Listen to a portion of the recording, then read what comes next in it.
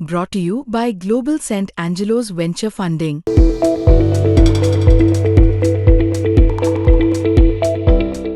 महाराष्ट्राच्या गद्दारांना मदत होईल अशी भूमिका घ्यायची नाही, पण आमच्यासाठी आणि महाराष्ट्रासाठी शिंदे गट म्हणजे एमआयएम. अरे कल्याण डोंबिवलीमध्ये मनसेनी शिंदे शिवसेनेला पाठिंबा दिला आहे. खरं तर तुम्ही 4-5 महापालिका सोबत लढला, ठाकरे बंधू एकत्र लढले. असं असताना शिंदे शिवसेनेला मनसेनं पाठिंबा देणं आपल्या पक्षाची नेमकी भूमिका काय आहे? आमच्या पक्षाची भूमिका फार वेगळी आणि कडवट आहे, ज्यानं महाराष्ट्राशी हिंदुहृदय सम्राट शिवसेना प्रमुख बाळासाहेब ठाकरेंशी मराठी माणसाशी गद्दारी आणि बेमानी केली. त्यांच्याबरोबर कोणत्याही प्रकारचं राजकीय किंवा अन्य संबंध ठेवायचे नाही. महाराष्ट्राच्या गद्दारांना मदत होईल अशी भूमिका घ्यायची नाही. सत्ता येते आणि सत्ता जाते. आम्ही सत्तेसाठी हपापलेले लोक नाही, स्वतः राज ठाकरे नाही. त्याच्यामुळे आमच्या भूमिका स्पष्ट आहे. कल्याण डोंबिवलीचा विषय हा आलेला आहे समोर. तो अत्यंत चिंताजनक आहे. त्यांचं असं म्हणणं आहे की स्थानिक पातळीवरचा निर्णय आहे. असू शकेल.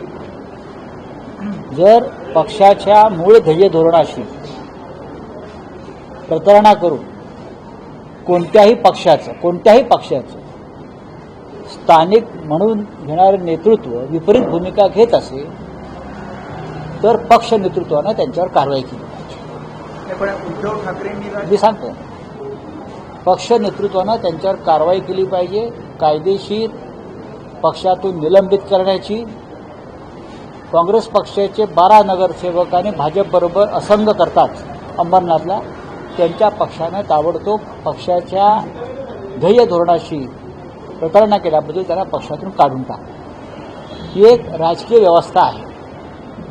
फक्त स्थानिक पातळीवरती निर्णय झाला असं सांगून हा विषय संपत नाही. शिवसेना आणि मनसे हे एकत्र आहेत, त्याला एकत्र निवडणूक काढली.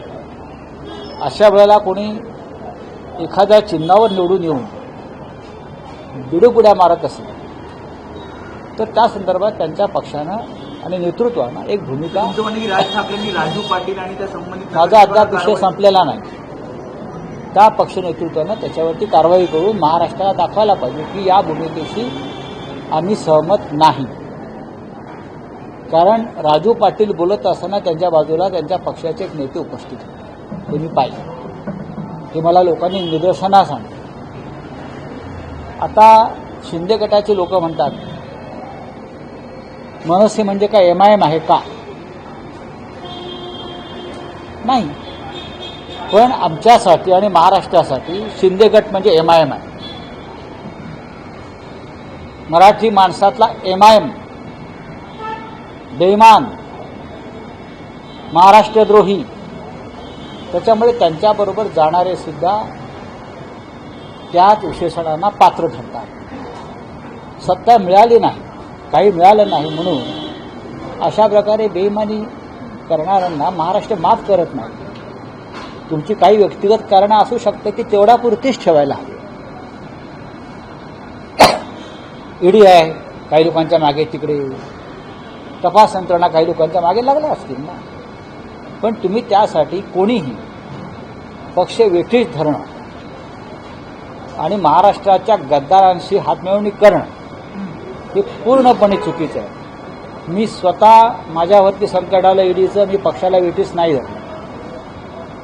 मी त्या संकटाशी सामना केला.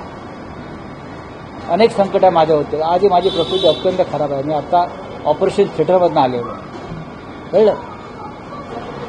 तर कल्याण डोंबिवलीचा विषय उद्धव ठाकरे यांनी अत्यंत गांभीर्याने घेतलेला आहे.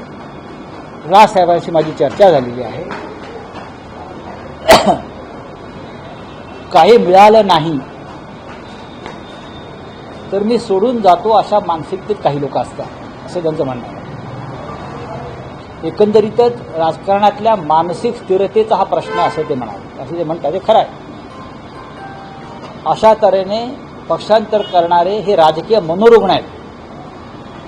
मला काहीतरी हवं आहे आत्ताच, आणि मग शहराचा विकास, गावाचा विकास, राज्याचा विकास, देशाचा विकास, उद्या जगाचा विकास या नावाखाली पक्षांतर वाढत नाही. महाराष्ट्रामध्ये अशा पक्षांतराची कीड वेळीच रोखणं हे न्यायालयाचं काम असलं तरी आजसुद्धा सर्वोच्च न्यायालयानं माती खाल्लेली आहे. आज पुन्हा पक्षांतराच्या संदर्भात आजची तारीख ठरलेली असताना सुनावणी घेतली नाही आणि परत एकदा ही सुनावणी पुढे ढकलली. याला म्हणतात माती खाणं आणि देशाच्या रासाला हातभार लावणं. सर्वोच्च न्यायालय ते लावतं. ये आपको लग रहा है पर्पसली डिले किया जा रहा है इस पूरे हाँ, तो और क्या है, और क्या है. इस देश के सुप्रीम कोर्ट से जनता का विश्वास उठ चुका है. राजनीतिक दबाव में अगर देश का सुप्रीम कोर्ट काम करेगा और संविधान के तहत जिसको निर्णय देना चाहिए वो सब्जेक्ट बार बार तारीख पे तारीख आप देते रहे तो आपके ऊपर कौन विश्वास रहेगा. लोग बोलेंगे आप तो बेचे और खरीदे जाने वाली प्रॉपर्टी. राज ठाकरे कारवाई करणार आहेत असं काही बोलले, तुम्ही बोलला की कारवाई. राज ठाकरे व्यक्तिगत असं मला दिसलं या निर्णय. या निर्णयामुळे जो स्थानिक पातळीवर झाला असं म्हणतात त्याच्यामुळे ते व्यथित आहे. शेवटी त्यांचंही म्हणणं आहे की प्रत्येकाला आपण काही देऊ शकत नाही, देण्याच्या स्थितीत नाही, आणि मला आत्ता पाहिजेच, नाही दिलं तर जातो, या भूमिकेत मानसिक अस्थिरतेचं हे लक्षण आहे. इतर ठिकाणी सुद्धा असं होऊ शकतं, यामुळे खबरदारी घेतात, खास करून मुंबईमध्ये. मुंबईत असं होणार नाही. मुंबईत असं होणार नाही, मी वारंवार सांगतो. पण कल्याण डोंबिवलीचे घडले ते अत्यंत वाईट आहे. पण लक्षात घ्या, शेवटी महाराष्ट्राची सत्ता ही पूर्णपणे देवेंद्र फडणवीस यांच्या हातात आहे. त्यांना जर हा निर्णय पटला नाही कल्याण डोंबिवलीचा, तर ज्या उदात्त हेतूने पक्षांतर किंवा हे पाठिंब्याचे प्रकरणं घडलेली आहेत त्यांच्या मागे फार मोठा ससेमिरा लागू शकतो.